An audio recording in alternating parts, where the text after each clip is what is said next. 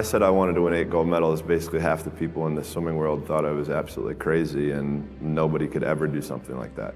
But for me, I was somebody who believed in it and somebody who believed in the process of getting there. I knew it wasn't going to happen overnight, like I said before, but every little small thing that we did was a small stepping stone in order to even be able to have that chance and that opportunity to do what I did in 2008. So it was 2014, Sports Illustrated cover story with Tim Layden, and we're having an interview here in Phoenix, and whatever question he asked me just opened me up, dropped my shoulders, and I just let it all out.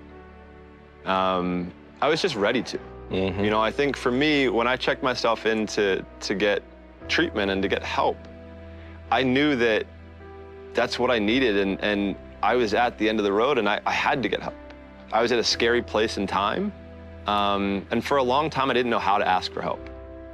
I think once I asked help for the first time, everything became easy. So that question, when he asked me, whatever it was, it just opened me up, and I felt comfortable to share everything that I'd been through. Because it was almost like I said to myself, I don't care what people think. This is me, and this is my journey, and it makes me who I am. So, you know, the only way for me to learn and grow and to get over certain things that I've gone through is to communicate and to talk about it. And look, I'm not perfect, right? Like, nobody's perfect, and I struggled a lot through my life. My first depression spell was in 2004. And I went up and down roller coasters all throughout life. I think it's vulnerability. I think vulnerability is a scary word for a lot of people. It's a scary word for me. You know, I remember when I checked into a treatment center, I was shaking when I went in there. Because I didn't know what I'm getting myself into, but I wanted help. I didn't like feeling the way that I did. Every day is a new challenge, right? Every day is a challenge, is a day that we can prepare ourselves even more. So for us, we would call it putting money into the bank. So at the end of the year, when we had a major international competition, we could withdraw that money that we had saved throughout the year. And look, I'll be the first one to tell you, there were a lot of days where I did not want to get out of bed. And I guarantee you, if I ask the question here, if everybody is excited to get out of bed every single day, if I saw a hand, I'm going to blatantly call you a liar. Because we all know that is far from the truth. But if you have those little small goals, those little small things that get you excited when you don't want to, it's going to make it even better and even easier at the end when you're getting ready for a presentation or the end of the year or this or that, whatever event you're leading up to. It's going to make it so much easier. And I think if you look at the greats in anything that, in any walk of life, the greats do things when they don't always want to. And that's the separation. For me, that's what I've found. So, you know, when I say from 2002 to 2008 was basically trial and error.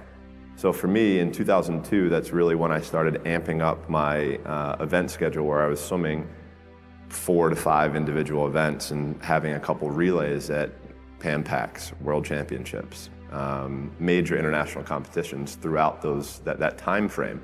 Because at that time, at the Olympic Games, that's a tough, that's where I think the real truth comes out, because I think there are a lot of people who are very talented who can make it there. There are very few people who can deal with the pressure and the stress that happens when we're there. So that's why I say we had to make sure that we were physically, emotionally, and mentally ready, because I had to be ready to be able to kind of manage my emotions through that week. Yeah, winning a gold medal is absolutely incredible. There's nothing better than standing on the podium listening to your national anthem play after you had just won a gold medal. But for me, I'm somebody who I knew that I had 7 other events after the first day. So I have to throw that in the back of my head. I got to throw that race out. Even though if I, even like in 08, I broke a world record, won gold, won my first gold medal. Like, I was like, cool, like things are starting really well. So I have to put that behind me to then get ready for the next race. And on top of that, I have to make sure I'm eating the right amount, I'm sleeping the right amount, my body is as fresh as I can possibly be. So that means sitting in an ice tank, getting massages, getting stretched, all of these small things that end up adding up to the major end result. And because I can sure as hell tell you that there were days where I hated my coach. There were days where we got in fights, we got in arguments, we couldn't stand what we were doing. I would do things purposely to piss him off, but that's a different story. But I think that was just really how we worked. Like, he was somebody who was so perfect for me that if I ever would have swam for anybody else, I never would have had the chance to do what I did, because he challenged me in ways and forced my mind to think differently. For me as a kid growing up, I'm huge into music, and music is a big part of my life. And I'm a huge Biggie Smalls fan, and he wrote a song called "The Sky Is the Limit." And as a kid growing up, I believed that. I believed that whatever I put my mind to, and if I was willing to make sacrifices and I was dedicated, that I could achieve absolutely anything. I still do. I think every person can really define it in their own way. I mean, I think it kind of really determines on what they want. At the start of it, for me, when I started this whole journey, it was with a goal of breaking a world record, winning an Olympic gold medal, becoming a professional athlete. Those were the goals that I had as a little kid. So for me, that was what excellence was.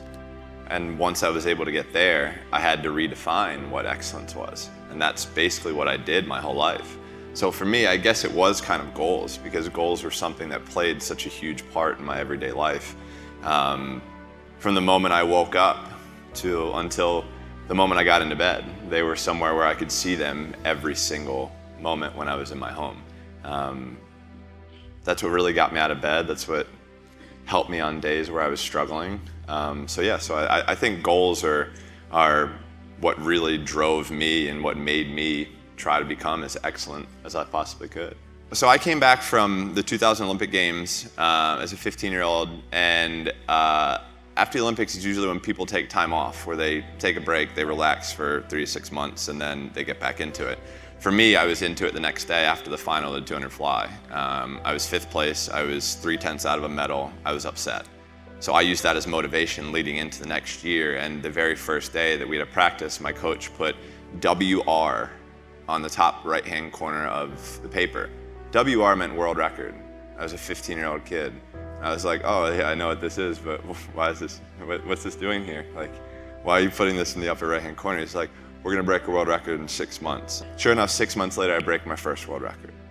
So I'm like, okay, like this is starting to get really cool, like starting to get fun.